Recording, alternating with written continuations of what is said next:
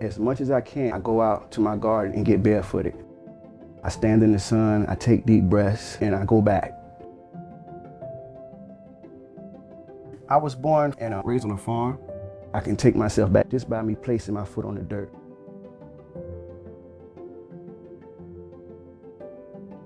One of my first memories is me being barefooted walking in the garden. My grandfather with a big hole in his hand, and he'd give me a bag and say, put 3 seeds in here, put 3 seeds in there. And then later on in the year, those same seeds that we planted, I ended up my grandma on the front porch, shelling beans. So those values, doing those chores, I needed that in my life then to prepare me for now. Being raised on a farm, you have to have faith and patience and that slow process.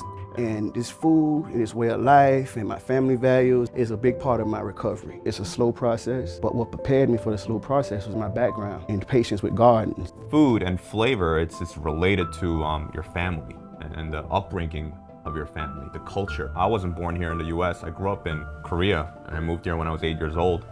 Food has been a big part of my life ever since I was a kid, but there's often a lot of struggle related to food. Anytime there's hardship, food is what brings the family together. I wasn't an orphan, but my mother was a widow. So the whole tribe raises the child. Had a lot of attention. They would keep me in the kitchen around them and I would watch. I would go out in the garden with my grandfather.